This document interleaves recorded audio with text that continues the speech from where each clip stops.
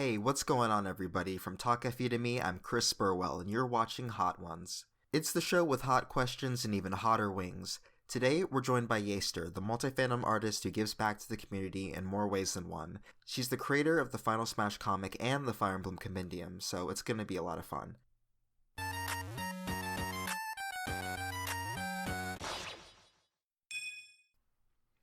Hey everybody, welcome back to Talk FE to Me.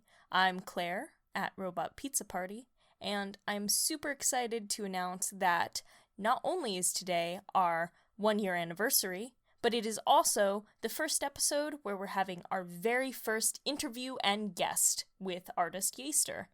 And yeah, again, I'm Chris at Count Chris2, and today is a big day for celebration.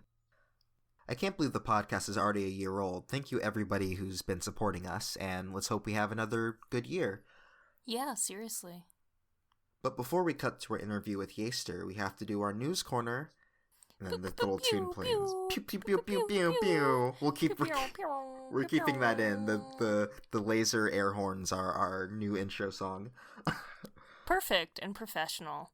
All right. So I know that Chris and I have mentioned it a few times before, but we've always wanted to host a Fire Emblem meetup of our own at a anime convention.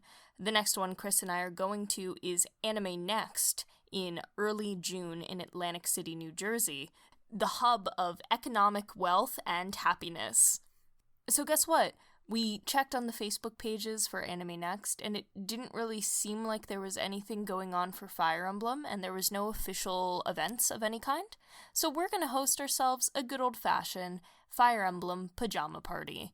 If you're in the Fire Emblem community and also go to conventions, you've probably heard of these before. There's ones at Otakon and Katsucon, and guess what? We're going to make one at Anime Next now. So we talked about this during our episode in February before we went to Katsucon, but it's pretty much the same deal as the other ones you've probably been to before. Anyone is welcome, regardless of if you're cosplaying in Fire Emblem or cosplaying at all. It really doesn't matter. Think of this as a meetup to meet new friends in the Fire Emblem community, as well as meet us. Really, you can bring anyone you want. Don't think that it's a strict event where you're gonna be asked for your name at the door. We're literally just meeting in a hallway in the convention center. We haven't been able to confirm a specific time or location, though we do have the day. It's going to be on Friday of the convention. We're waiting on the location and time because Anime Next, as of now, has yet to release the official schedule for the convention. Usually that doesn't happen until about a week before, and when we're filming this, nobody has released it yet. We'd hate to put the meetup during the time of a big panel that a lot of people would be going to, or just in general something that could potentially be clogging up the hallways with a line, and then we wouldn't have anywhere to meet up. But we're going to be doing some fun things.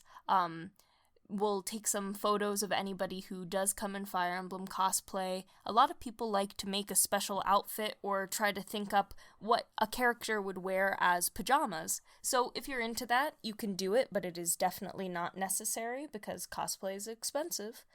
Do it if you have the means to and you want to or care about it. Chris and I are also going to be bringing our Switches, so if anybody wants to play Fire Emblem Warriors, because God knows not many people bought it. Not even me, I'm borrowing Faith's copy.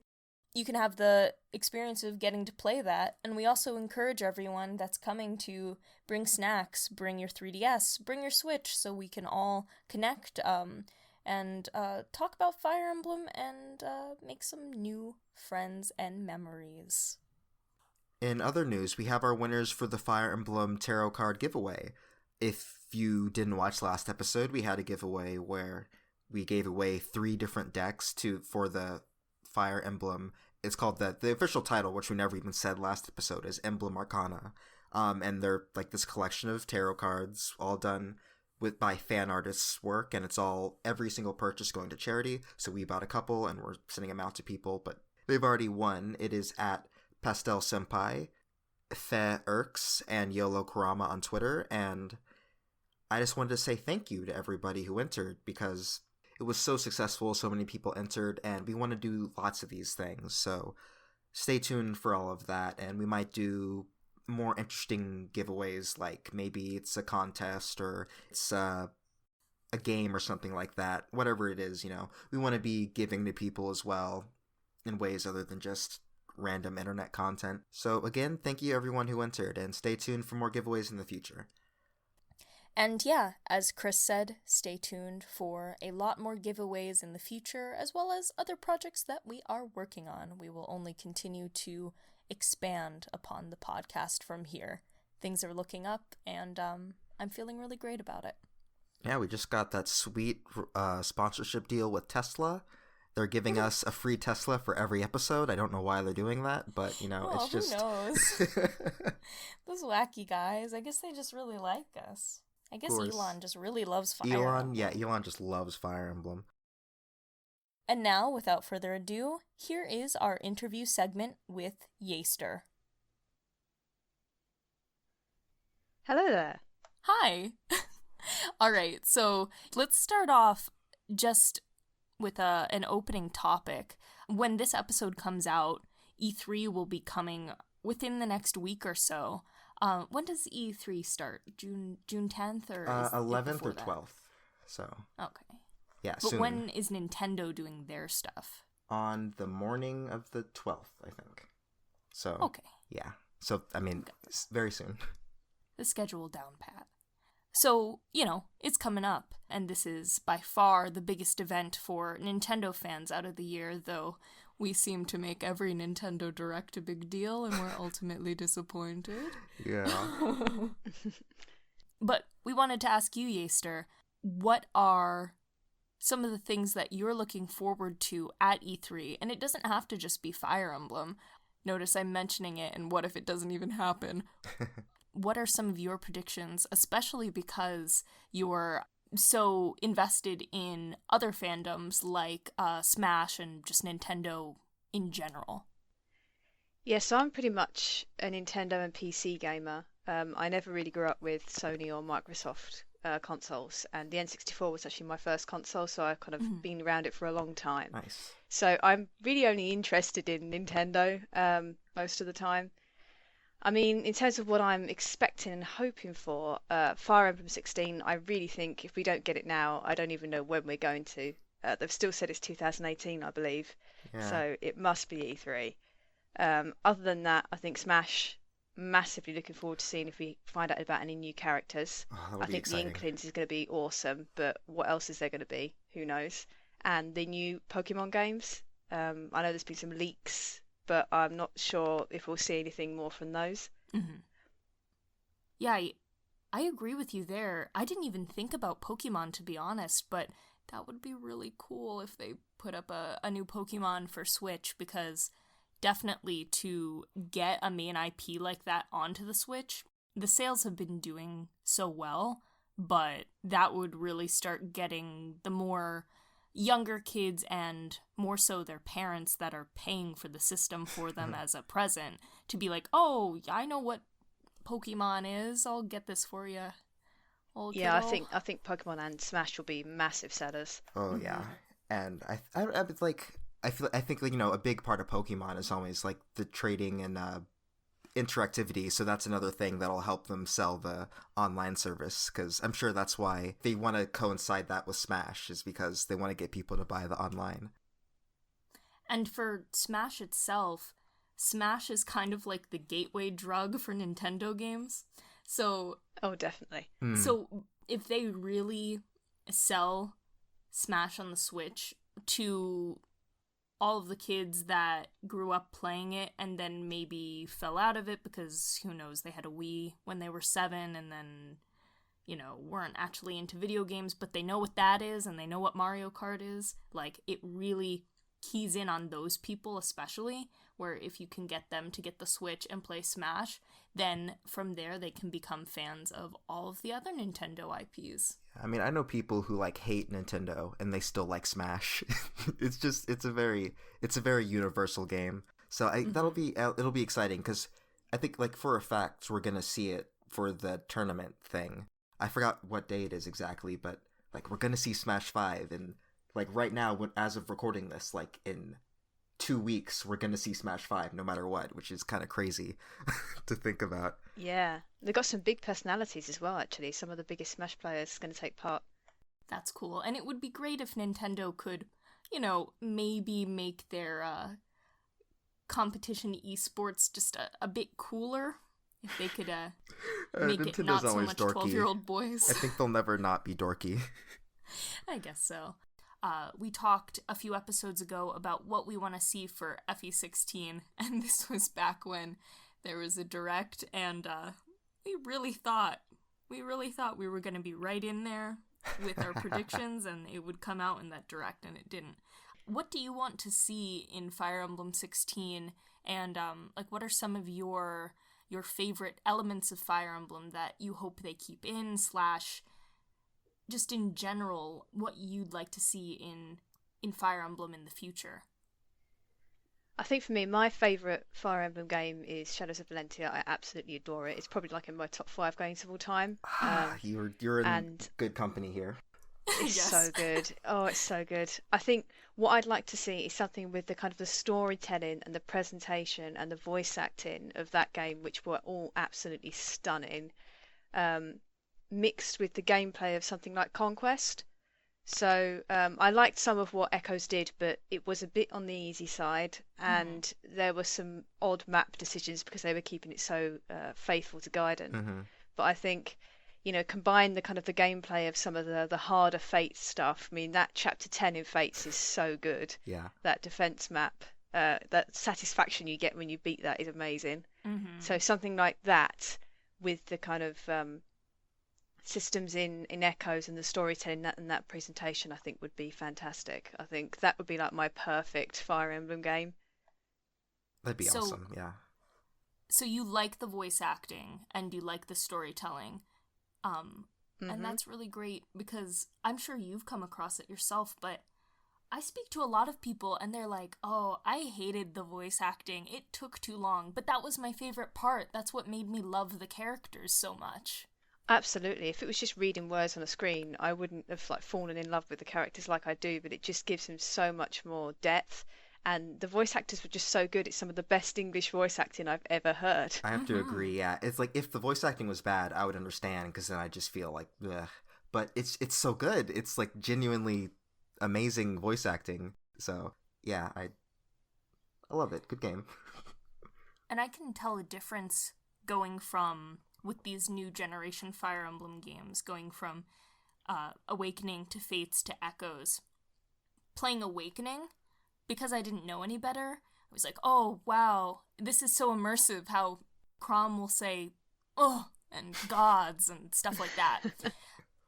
Going from that to Fates, where there was nothing, was such a letdown. I really felt like I didn't connect with the characters at all in Fates because I never really heard their voice other than in cutscenes. So then jumping from that to Echoes, that was so nice to have a fully immersive experience. And I would just take my time listening to them. So it makes me confused that not everyone understands that. And it gets me worried that maybe Fire Emblem games, they won't do that after all the criticism it received.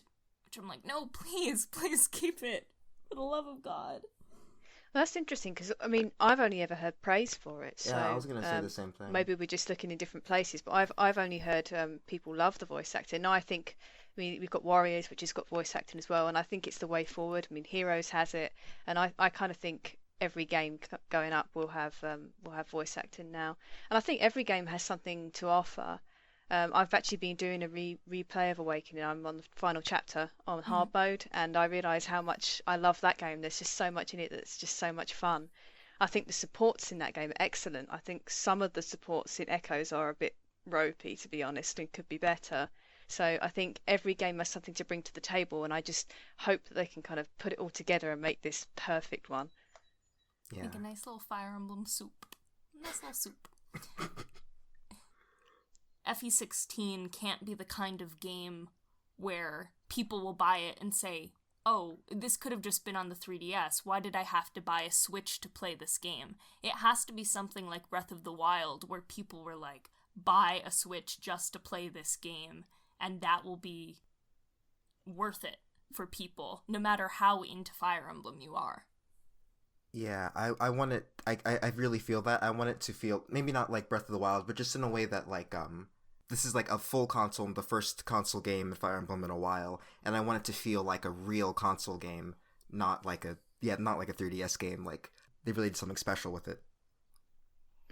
Great animations, things like that. I mean, they did a lot with the Teleus games, but now they've got much better hardware. Let's see what they can really do. Yeah. Mm-hmm. Yeah, I'm excited to see that. When it comes to the art style of Fire Emblem games, what do you think they're going to go with? Which artist? Are they going to go with little Kozaki? Somebody new? I frequently forget the name of the artist who did Echoes. Hidari. Okay, yes. Shoulder fetish man, though I like his art style a lot. Who do you think, or who would you like to see for the artist on FE16? I think I absolutely love Hidari's style. I think it's really earthy. I love the use of colour. It's not too extravagant. I just think it's got that extra kind of element of realism, as much as you can be realistic in Fire Emblem. Mm-hmm. Or somebody brand new. It'd be nice to see kind of what someone else can do with it. I know there's a lot of cypher artists, which people are massive fans of. Oh, yeah. That I would be interested in seeing do it. But to be honest, I mean, I'll probably be happy with anything they do. I'm just excited to get stuck in again, really. Mm-hmm. The feeling of exhilaration that you get when you watch a trailer for the first time, especially when at E3. Oh, yeah. That's what captures the magic of Fire Emblem. I think I've talked about this on the podcast. I think it just like captures before. The magic of like video games in general. Like when it's like, I don't know, like that, like announcements and stuff like that, all the hype of these events and things like that, and you're like, you see things about it, you're learning about it, and like you're so excited to get it and play it and all that. Yeah. Even though I feel like games rarely ever live up to the expectations you give them, it's still very fun. I still enjoy being in that cycle. Yeah, but what you're saying, Yayster, like, I feel the same way. I can have my opinions and be like, oh, I'd prefer to have Hidari over Kozaki, if anything. But whatever they give me, I'm going to be like, oh my god, and just screaming. So it's fine. Whatever you want to do. I'm just going to watch for the fan art bandwagon. It's going to be, you go on Twitter and you'll see a whole feed full of the same characters, but it's great. I just love everyone getting so enthusiastic. Mm-hmm. Yeah. Anything else you wanted to say regarding Fire Emblem 16? Are you ready to move on? I think the only other things are the question about whether you want an avatar is quite a kind of a hot one. For me, Yeah. I personally prefer no avatar, but I'm not opposed to it. If they want to have an avatar, as long as they make it kind of an interesting idea, then I'm open to it. And child characters, that's another one that's kind of a bit, people go either way. I think if there's a good plot reason for it, I think something like Genealogy of the Holy War, then great, go for it. I'm just interested to see if they do kind of stick with what they've been doing in recent titles, or if they kind of go somewhere completely different with it. I guess we're gonna have to wait and see. But wait, I mean, 2 weeks, and hopefully, I mean, if unless we're jumping the gun again and we're gonna get nothing. But yeah, we'll see. Hopefully 2 weeks we'll find something out. After trailers come out, that's when I guess the floodgates will open for Nintendo to start doing interviews about the production of the game, and we can kind of hypothesize based on what the vague things the producers say. I remember with Breath of the Wild, the whole big thing was, it's Zelda like you've never seen it before, we're breaking all of the traditions, blah blah blah. So if they say stuff like that, then that could infer that they're gonna make something that's totally unlike we've ever seen before. It really could go anywhere. I feel the same way in regards to having the My Unit character or not. I didn't really miss it in Echoes and in older games, obviously. My first experience with Fire Emblem was Awakening, so having Robin was kind of fun, but I think a level of customization is fun, at least. So I would like to see for the main character of the story for you to be able to change their outfits, kind of like in, I keep bringing it up, kind of like in Breath of the Wild, where Link can have different outfits, so you can feel like you're changing something just in a different way. Mm-hmm. I'd like to do that, but other than that, it's not really that big of a deal to me. I guess like Xenoblade, that's an RPG that it lets you kind of just change outfits and stuff like that, the first one. Which, that is very fun. Like, same character, but you can make them yours, and you can run around naked. I hope you can run around naked in this game, like you can in Xenoblade. That'd be... Okay, I think your number one requirement. That is, if we're going to take away anything from this conversation, we need to be able to run around in our underwear. Okay. Good call, Chris. That's what the Talk Effie to Me podcast is all about. This is the direct information line from the fans to Nintendo, so anything you say will happen in the game. We have so much power. I think you bringing up Awakening being your first game is a good segue into our next topic, which is, how did you get into Fire Emblem? Well, I'm a bit basic here, but I actually got into it through Smash. I played Smash 4, and I really liked Ike's playstyle. I just kind of cycled throughout characters, because I didn't really have much time to play Smash Brawl, and I never really had a main. But Smash 4, I had a lot more time to play it, so I kind of went through everybody, tried out everybody's style, and Ike was the one that I just really liked. I like how kind of powerful he is and how his hits feel. And so I just kind of started to look into the character more because I knew absolutely nothing about him. So I looked into him and Fire Emblem in general, and then Awakening was kind of out around that time and it got very good reviews, so I thought, oh, I'll check it out. So I bought it. Played about 3 levels and had no idea what I was doing. I think I let several people die and I was like, I don't get this at all. So I put it down again.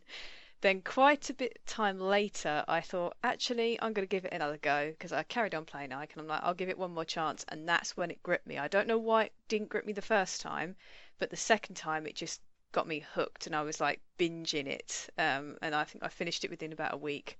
So that's how I got into Fire Emblem, and ever since then I've been playing every game that comes out.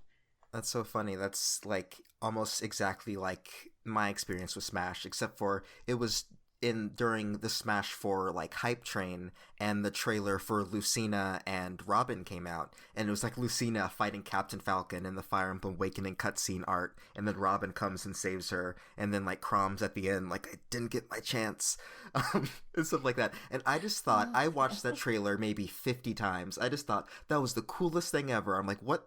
Why did no one tell me about this? So, like, from then, I got, like, this interest in Awakening, and it was already out, and I saw all the good reviews, and so I got it, and I played it, and I was like, wow, why did no one tell me about this game? But it's like, you know, I've played Smash for, like, forever, and I've played Marth for a long time, too, but I never, like, looked too deep into it, like, yeah, I should play a Fire Emblem game, but because they kind of put so much personality into that one trailer, I'm like, oh, this seems like this is right up my alley. I think Smash has done a lot to help with kind of bringing Fire Emblem back from the brink, to be honest. Oh, yeah. So you like Ike, you like Hector. Who's your favorite husband in Fire Emblem out of all of these characters to choose from? I imagine that if anyone's kind of listening to this from the Discord or from the compendium, they're going to be laughing at this moment, but it's the point where I get to gush about Forsyth. Go ahead. Yeah, I don't really have a kind of the whole husband thing, but yeah, he is my favourite character. I think it's so difficult to describe why you like a character, but I just find him incredibly endearing. He's happy, he's positive, he's funny, and I think he's totally underrated. In the Choose Your Legends poll, Python got 107th. I think Lucas, who's already in the game, got 102nd, and poor Forsyth was at 270. Aww. And it's just like, no, why do people not see how good he is? I think probably because he gets virtually no screen time. He gets like a memory prism and his recruitment conversation and a base conversation, and that's it.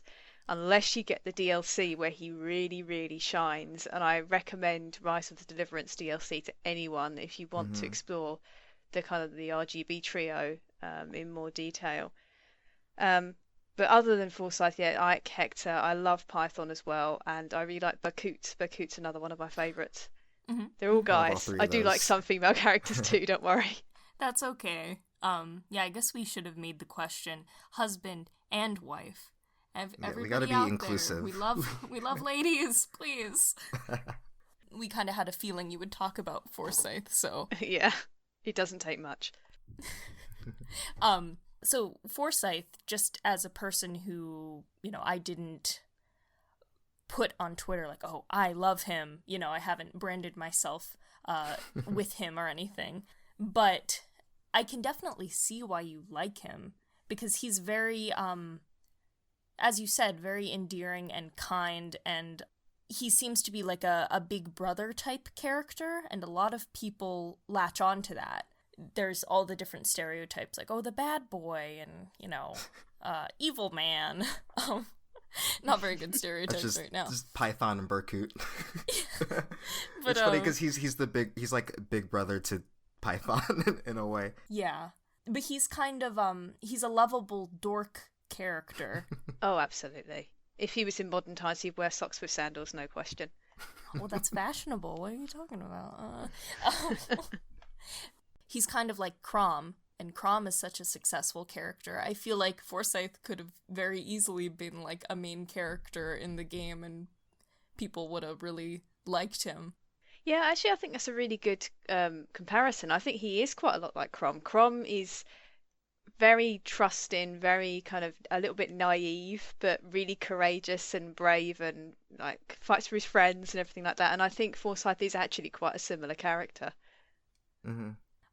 I saw advertisements for the zine that was going around that's specifically about Lucas, Forsyth, and Python, and that made me happy to see that people really love those characters, because while they are kind of like a side trio, they're important to people, and it makes me happy to see when artists, no matter how popular the characters are, they know, like, no, I love these characters, and I know that if I make something for the community, there will be people who will appreciate it, and they put something out into the world that they love.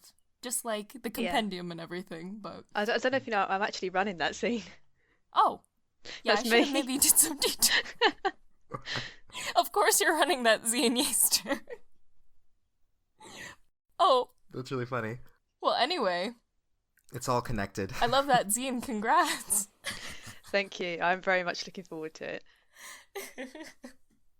I have a friend who really likes Lucas, so I'm gonna get it for her, and she'll be so happy. She'll put it in her Ida bag to carry around with Well, her. all money goes to charity, as with all my projects, so yeah, good causes. Oh, that's awesome. Going into that, you obviously do a lot in the community, some things I didn't even realize. So, you've got Final Smash, you've got the Compendium, you have the zine about the three good boys. Do you have any other projects going on right now that maybe we didn't know about? Not presently. I think we're going to be doing more with the Compendium, but at the moment, I think everyone who's been involved in the project is pretty much exhausted, and we're taking probably a month or two just to kind of recuperate and come up with exactly what we want to do for our next idea. We've got a few concepts in mind, but we're not quite sure which one we're going to go for next. At the moment, for me, it's about finishing off the tarot and about finishing off the zine, and then who knows what's going to be next. We're going to be reopening the Compendium for Fire Emblem 16 and Book 2. So that will be coming, but only when Nintendo decide they want to actually reveal anything. So that's going to be a while, probably.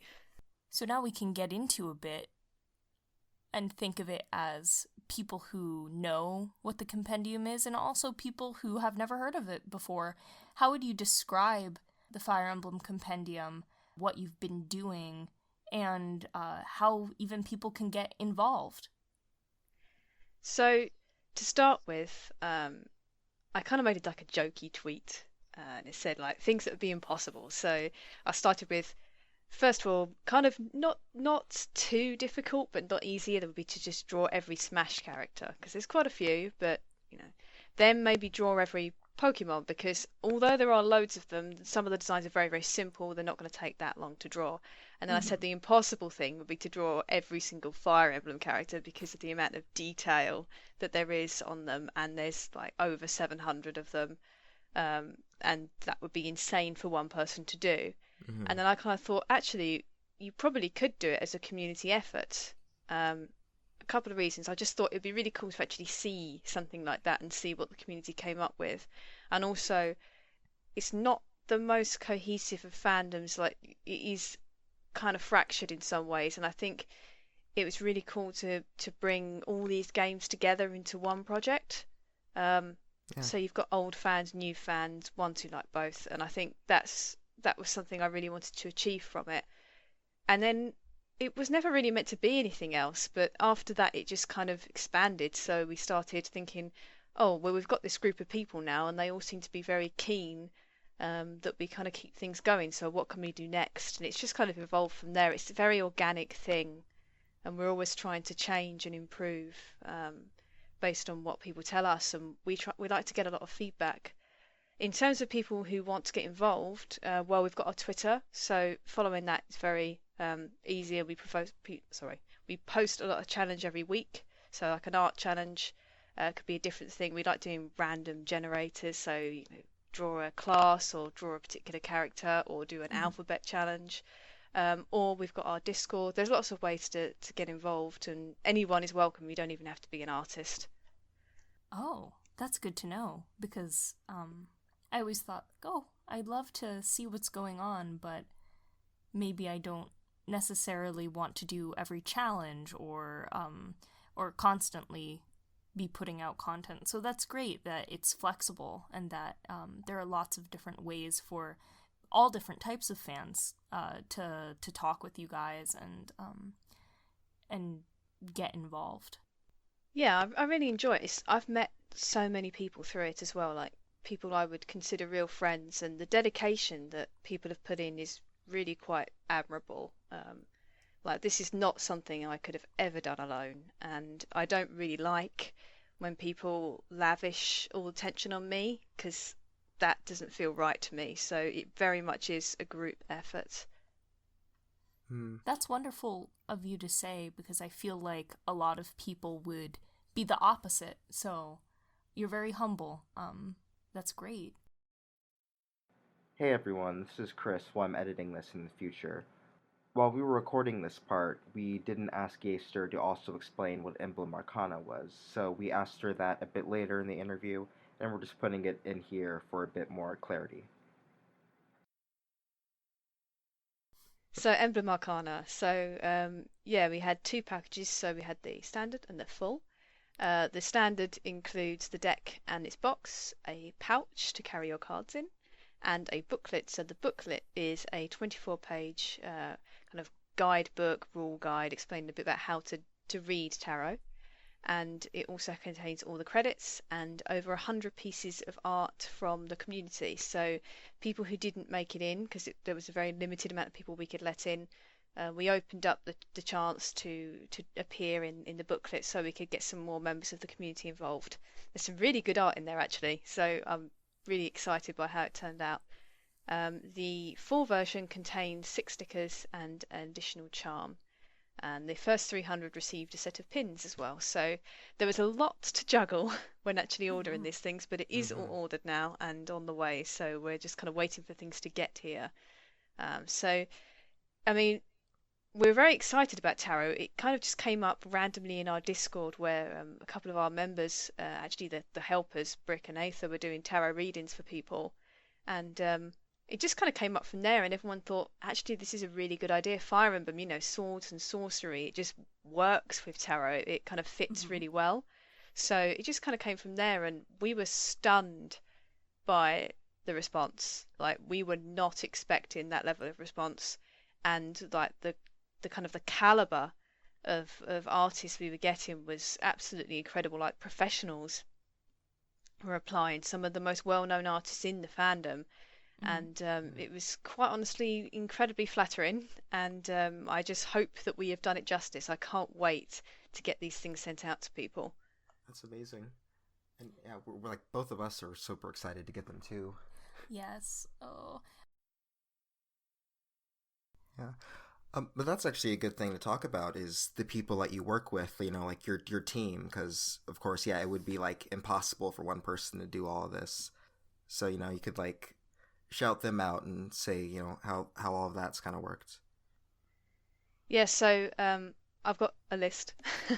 Oh, I go came ahead. prepared. Perfect. So the moderators or the people who work on the compendium with me, I'd like to give a real special shout out to Arclip and Artland, who've both done such a good job at helping with the tarot, both the financial side of things, which has been a massive challenge, and helping with vectors for things like the card box, all the card borders and the backs, just making it look as good as we possibly can.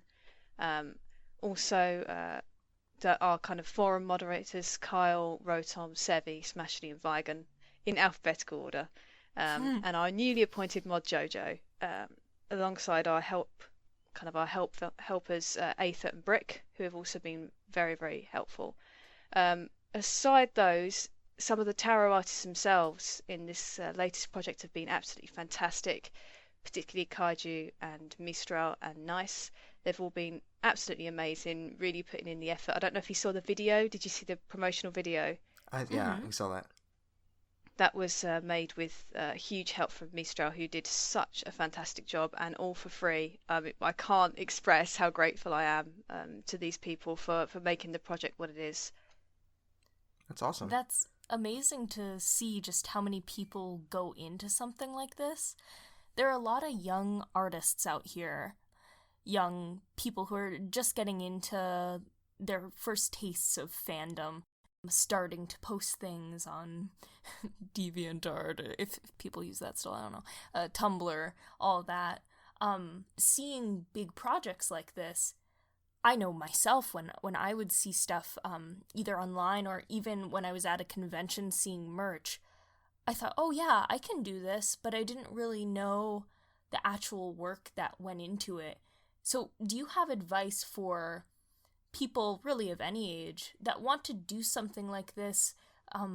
Tell them a little bit about how much work actually goes into it, and if you have any like budgeting tips or tips on just how to actually get a product for fandom made and a big project like this to actually come together. Okay, so I think the most important thing to remember is don't dive into it, because the temptation is to you come up with an idea one day, you get really, really enthusiastic about it, and then the next day you're setting up a Twitter, I don't know, setting up a website or all the things around it. I think really think it through before you start. Don't just try and, get out there really quickly and then find that maybe you don't have any interest or people are asking you questions that you're not prepared for. And I Mm-hmm. think that's a big pitfall that, it's pretty easy to avoid. Just think it through, get feedback. That's very, very important. One thing I did before I started the compendium was I created a kind of a tweet with a lot of information about how I was going to run it, and I said, like, please give me your feedback on this, and I worked based on that. And it took me a few weeks before I had everything ready to actually do a launch date. Part of what I was saying earlier is don't do it alone.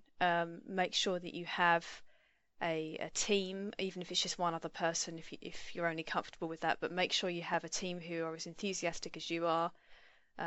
That's very, very important. You're going to need them to rely upon. I will say that something the size of the compendium for me was incredibly stressful. At the start, I was waking up to maybe like 50 messages each day from people on Twitter, and everything was just a bit crazy to start with.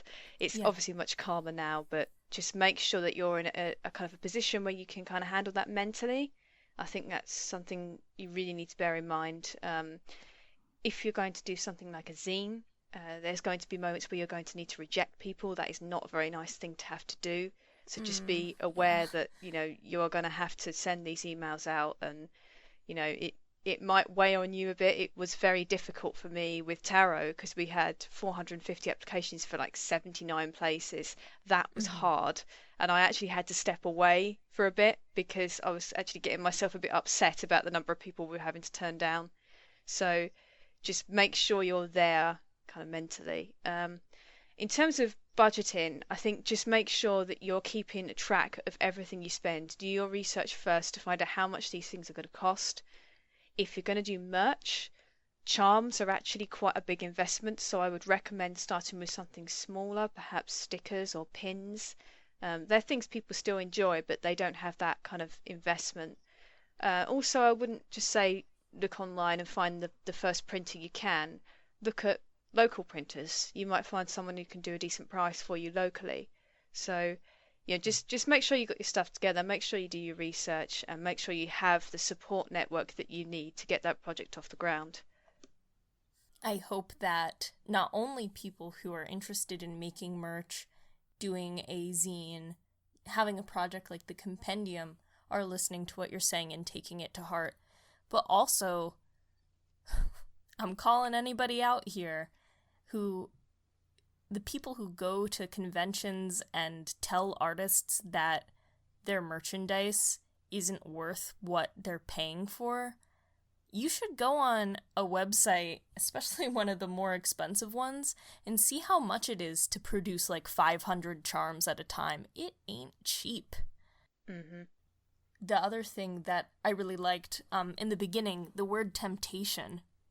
I've never thought about that before, but I think especially now, in this digital age, I have things like that all the time, where whether it's a video idea, an idea for a business or a drawing, or in a lot of times for myself, a cosplay idea, you get so excited because you think about how you can connect with people if you create something like this.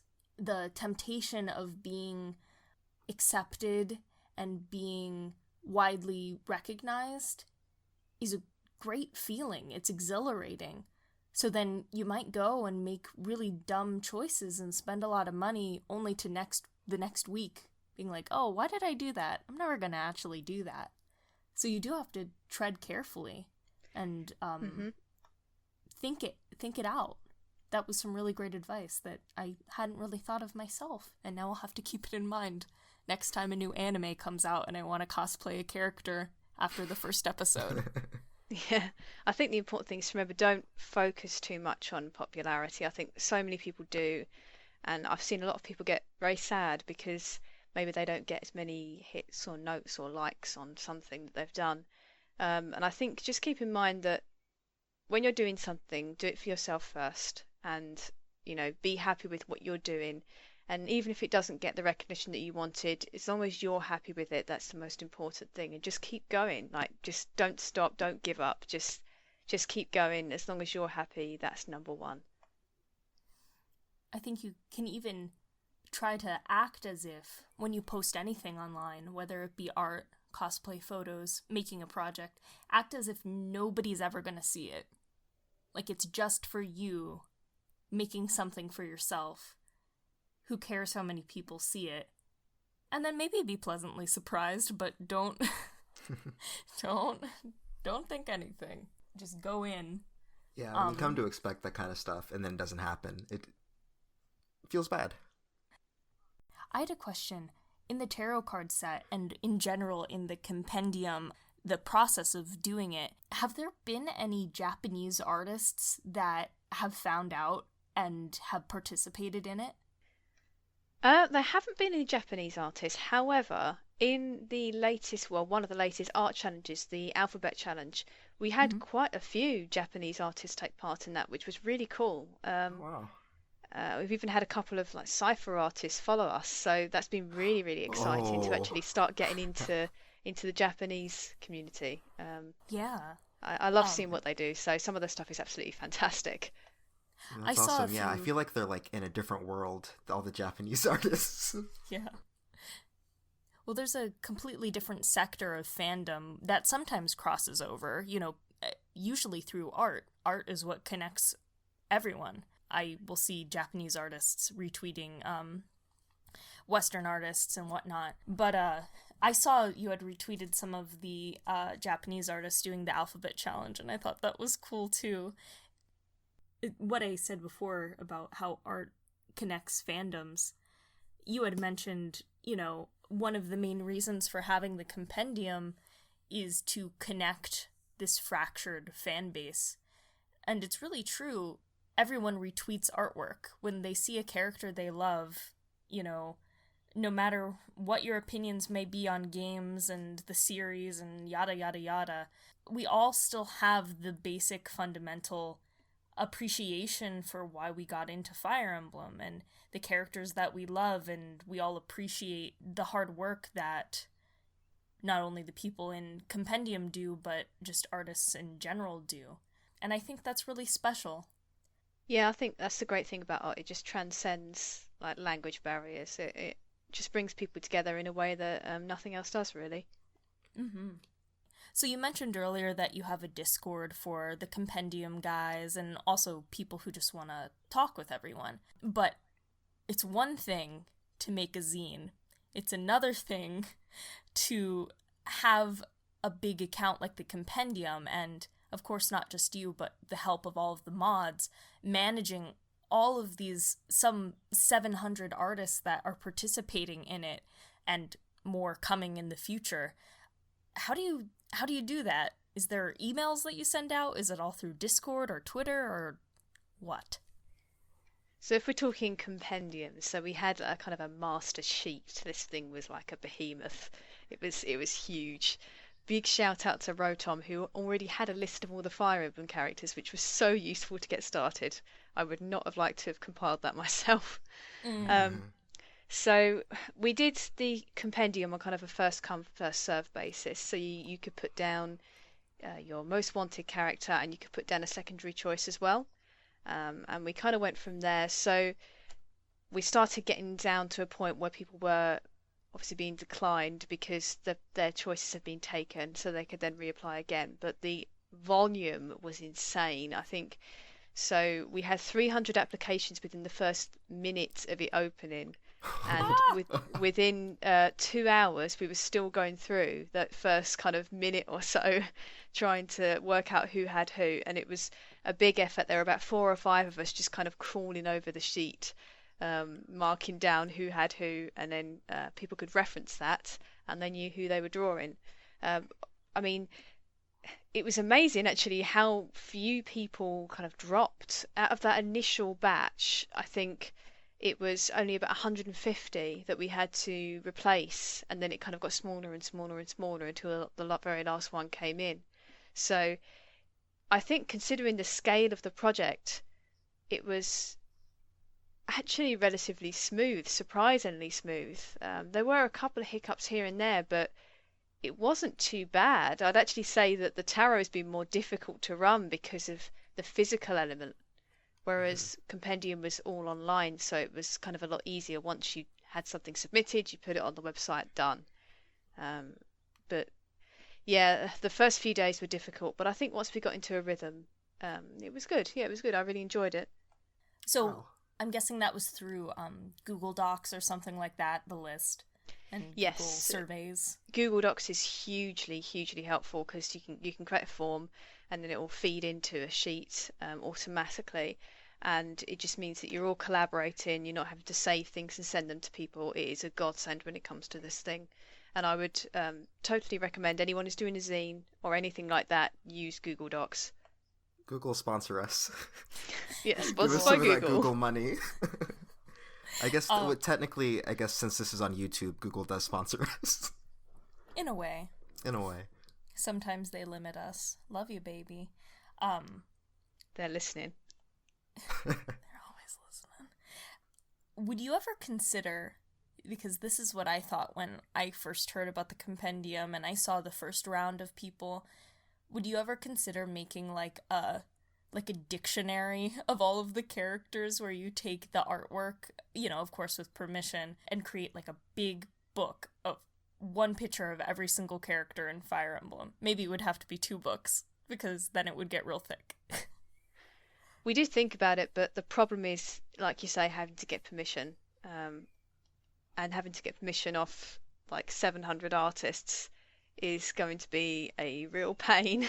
So I think I that's understand something, if we thought about doing print to start with, we would have gone for that, especially since a lot of these pictures aren't going to be 300 DPI or, kind of the requirements that you need for printing.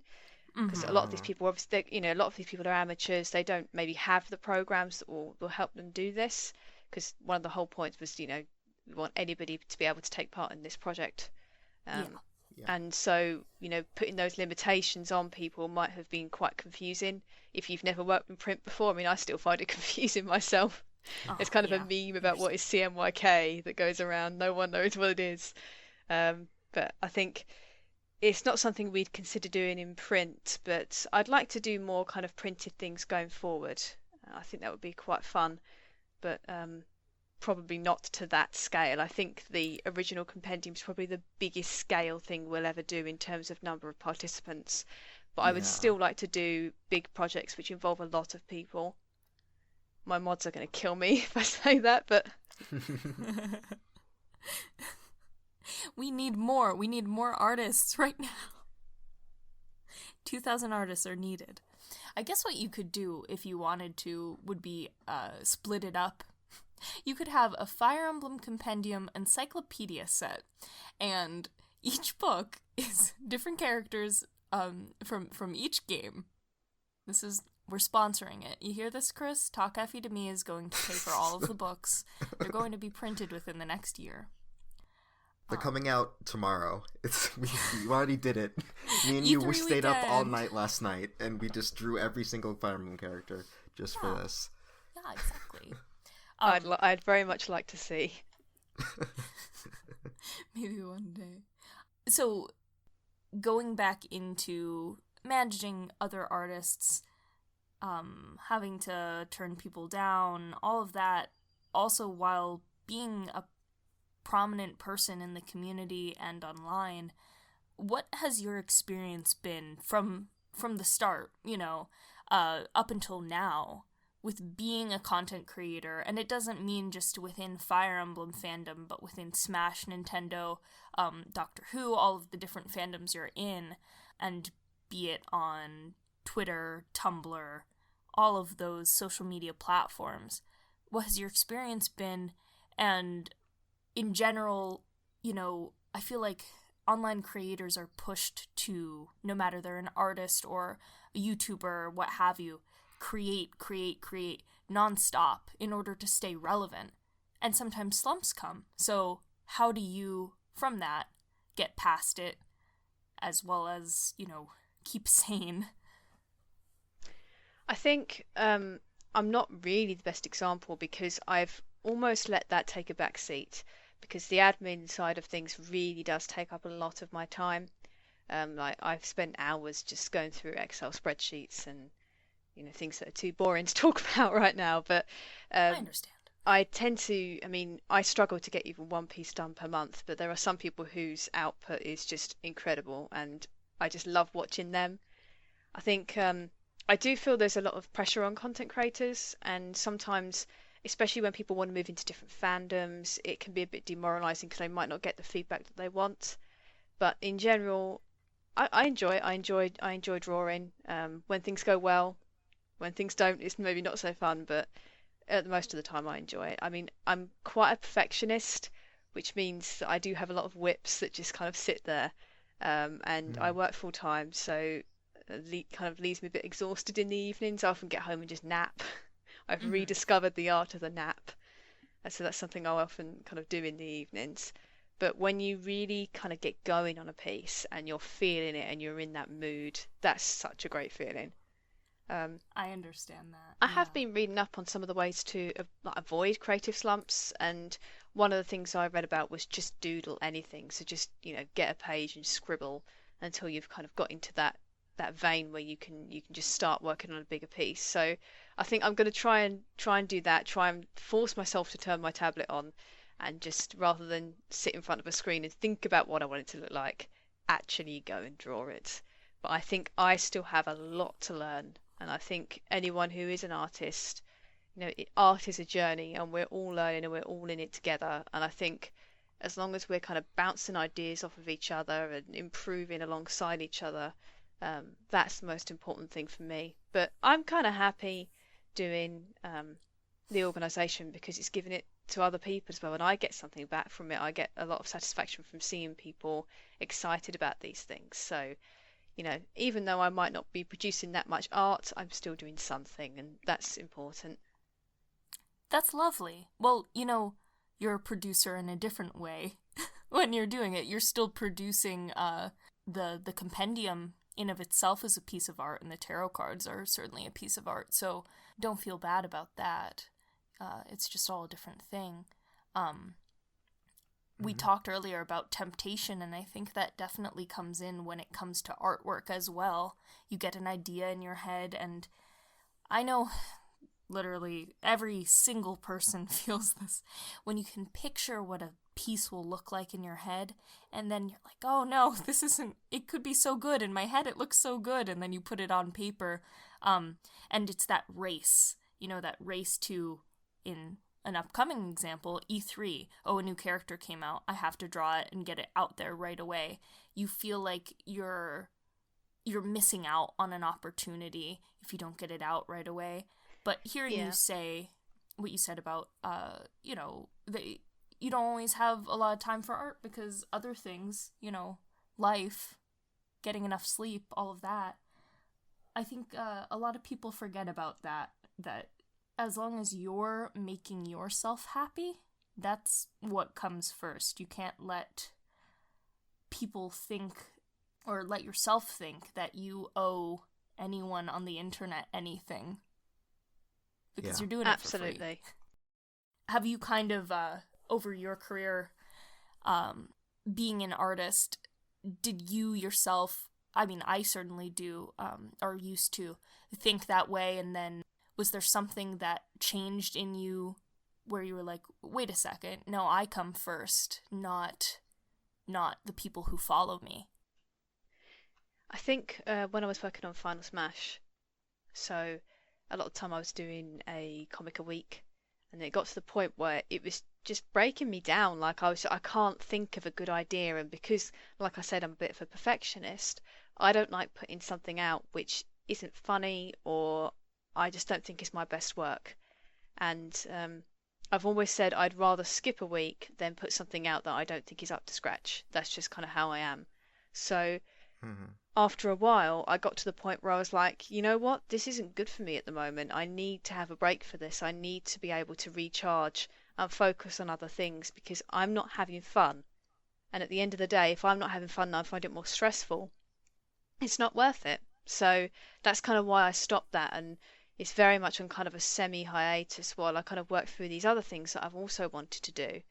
And I think that is where you've got to think, I need to be first here. I need to think, am I enjoying myself? If you're not, then go and do something else. Maybe come back to it later. But yeah, just don't let yourself burn out. And once you accept that and realize that, then that's when the creativity can come back, when you don't limit yourself to what you think you have to do and remember what you want to do.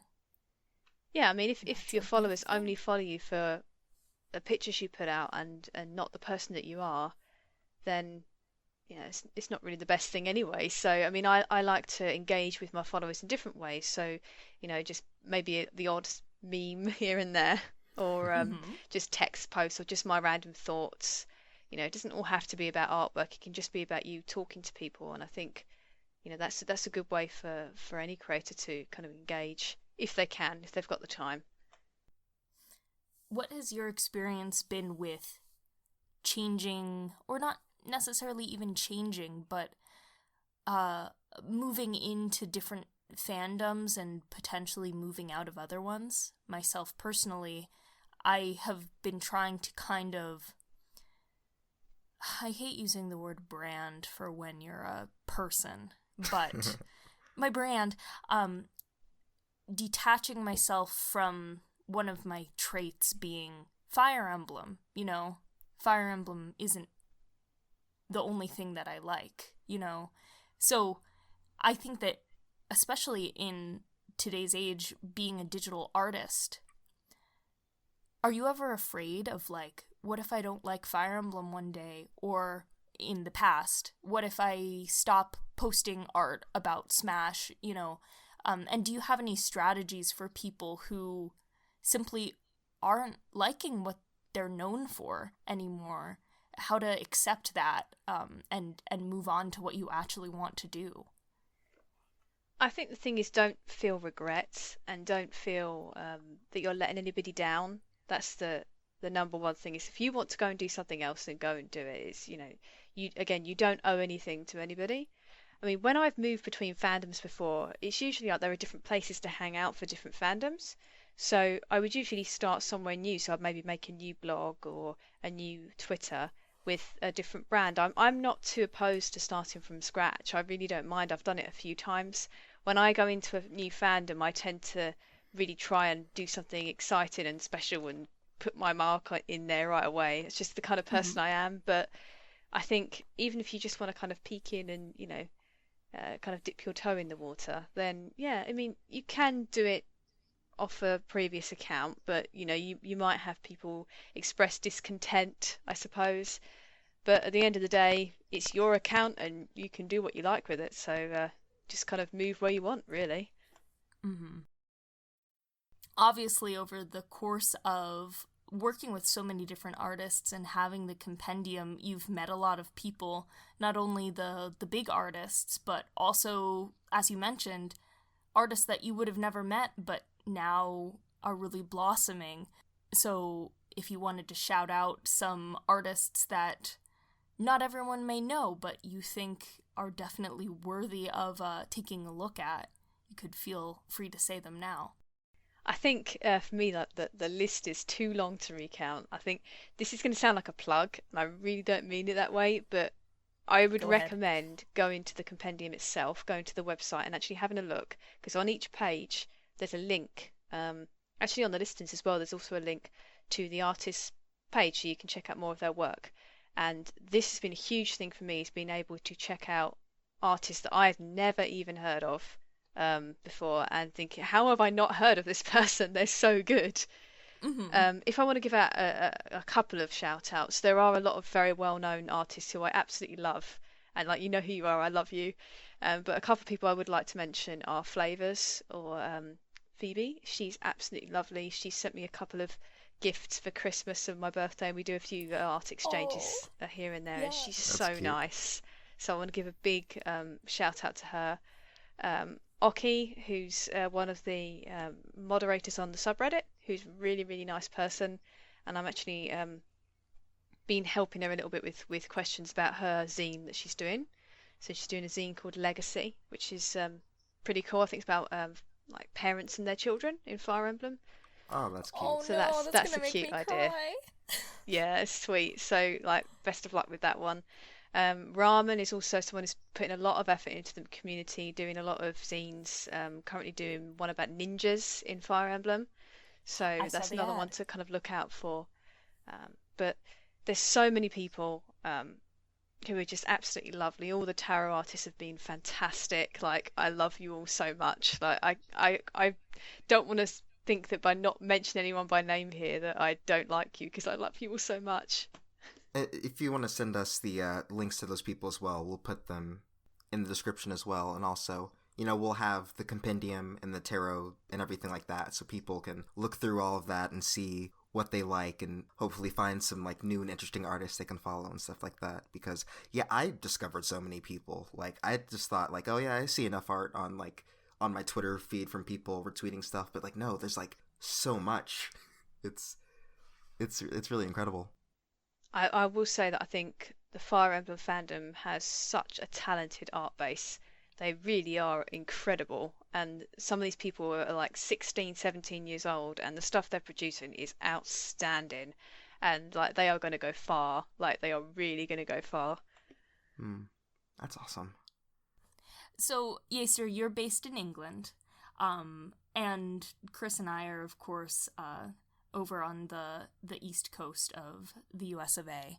I've always wondered, what is the fandom scene like in England? I know there's a few cons, not nearly as many as in America, unfortunately. Because there's like a con like every like 10 miles, I feel. Like it's because America, like that's yeah, and especially where we are, because that's how we like sort of became friends. Like we just kind of talked on Twitter for a bit, but then like we met at a con and we became closer friends. Yeah. So it's like it was like this kind of cool thing. So I'm curious about how that works in other places. Yeah, and also I've heard before of like meetups for specific fandoms. So like, is there a Fire Emblem scene in England? What's going on over there? Give us a rundown. I mean, from my experience anyway, there's MCM, which is in London and Birmingham, and I think it's like 2 times a year. And I've also heard of another one called Hyper Japan.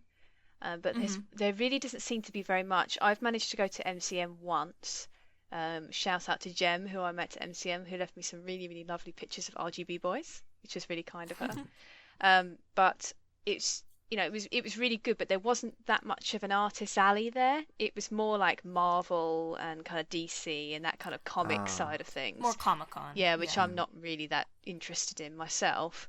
The only thing I actually found that was Fire Emblem related was the Good Smile shop, which had like Cordelia and Camilla statues, and I think that was it, and they were display only, so that was good. So I didn't really find anything much there, but I hear that Hyper Japan has a bit more of an artist alley going on. So in terms of meetups, I haven't done any Fire Emblem meetups, but I'm hoping to do something with some more UK people. Actually, another shout out I can give is to Peaky, who is coming over mid-June to help with the tarot packaging. What an absolute star, because we have about 1,000 boxes wonderful to pack, so I cannot thank her enough. Oh my god. But she's coming over, and we're thinking of maybe seeing if a few other people who are in the UK would like to do some sort of London thing. So it seems to be that there isn't really much going on unless you organise it yourself. We're here, but we're kind of quiet. I understand that. Obviously, over by us, there are a lot more cons, as Chris was saying. But in certain areas, like, for example, New York City, which you'd think, oh, there's probably a lot going on in New York City for anime. But what a lot of people will do, and I've been to a few myself, is they'll just host a meetup for a specific fandom on Facebook, and you'll meet in like Central Park or something, and just everybody comes in cosplay and you all look at each other. So it's kind of strange because it's not like an official meetup space, but you could do something like that, or host something I think is fun that artists will do is like a meeting at a cafe and everybody just draws and talks. I've always wanted to go to one of those. But it is a shame that the mindset of having conventions like it is in America hasn't fully spread to the UK, nor really in other places around the world. I guess other than like Japan having a lot of conventions. Yeah, it's not. Yeah, I guess I don't hear about a lot of that stuff outside. Yeah. There's Minecon in France, the most important convention, Minecon. Yes, Minecon. Of course, there's always been like that stereotype. I don't know if it's true, just like English people not talking to each other. I do think the English people being reserved things does have some weight to it. But it's. I would love to go to America as well and actually go to one of these cons. I hear that Katsucon is a really good one for beginners as well, so that I know attracts a lot of Fire Emblem cosplayers. So I love seeing good cosplay, so I'm excited about that. Yeah, there are a whole lot of different ones, and ones that are more geared, of course, towards anime than others. Like, we've got our Comic-Cons out here and everything, and those are really not worth it if you're not into comics. Another pretty big one on our coast is Otakon, but I'm sure you're constantly seeing and being teased by the people you follow on their Twitter having the like at whatever US con they're at right now.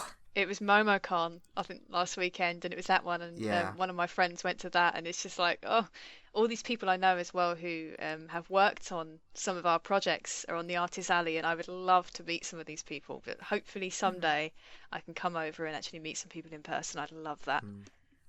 Yeah, cons are a really fun experience. I think that'd be good. That'd be cool.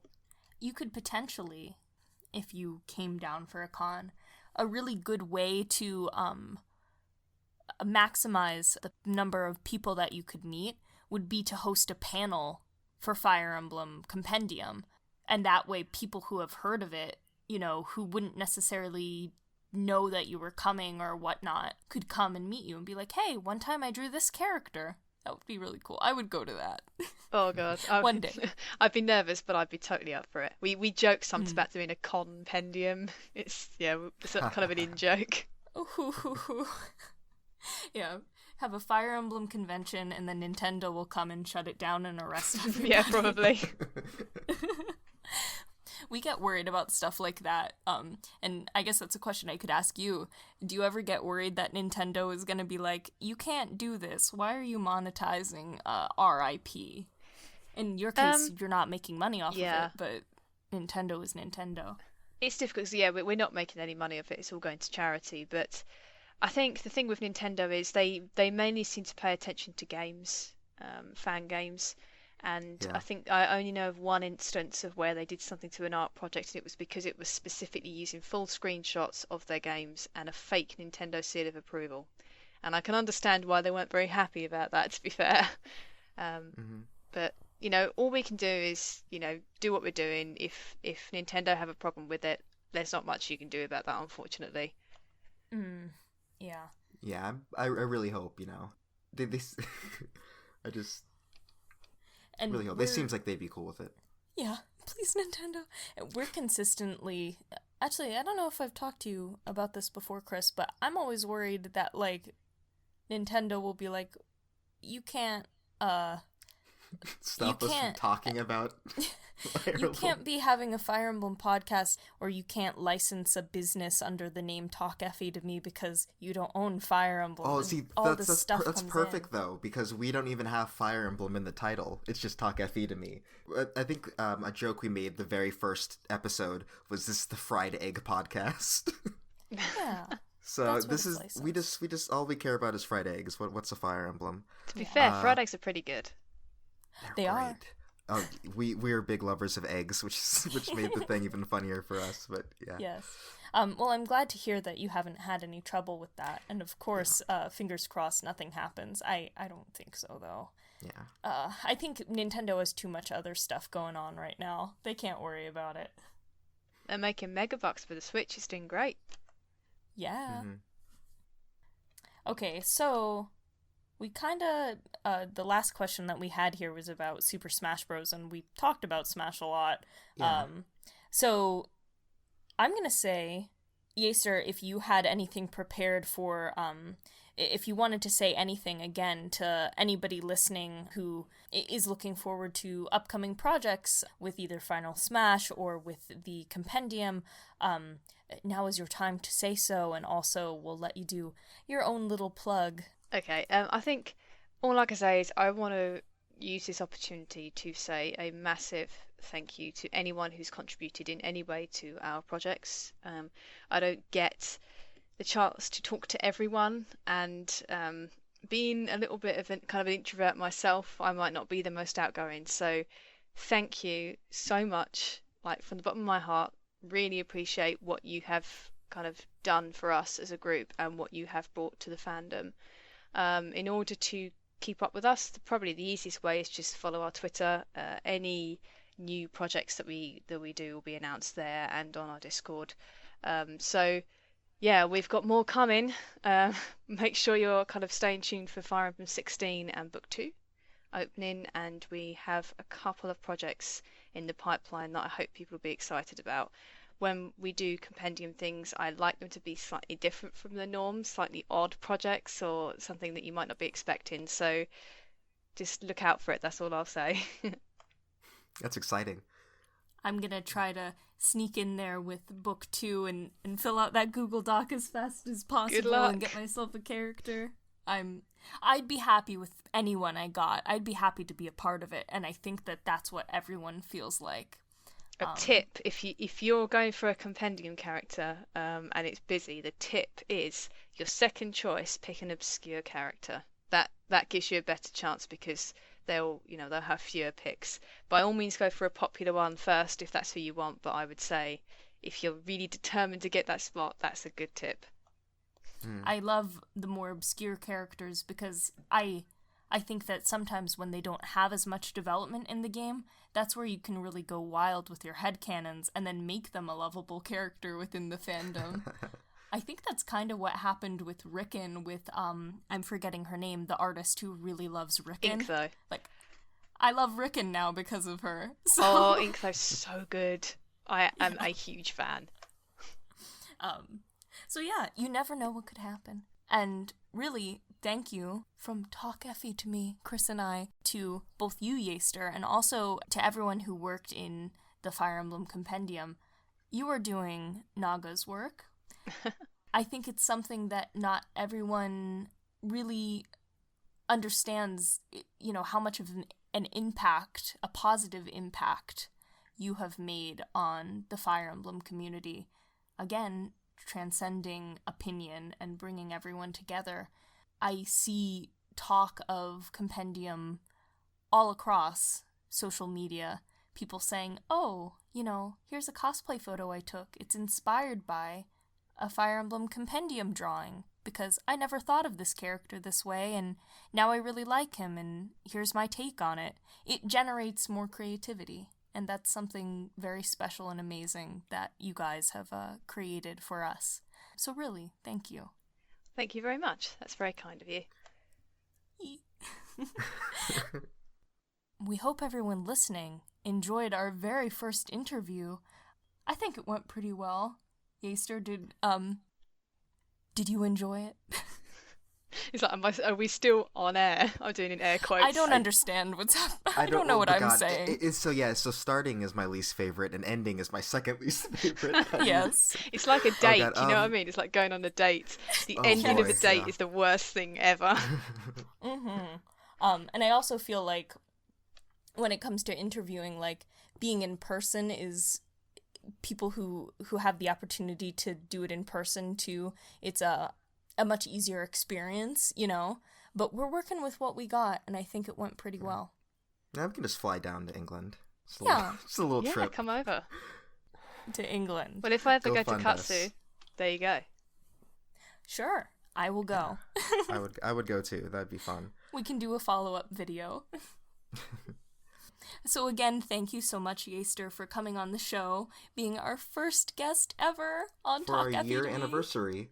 Too. Yes. You're welcome. Oh gosh, forgot about that. Is it your year's anniversary, was that? Yeah. Oh, congratulations. Of the show, yeah.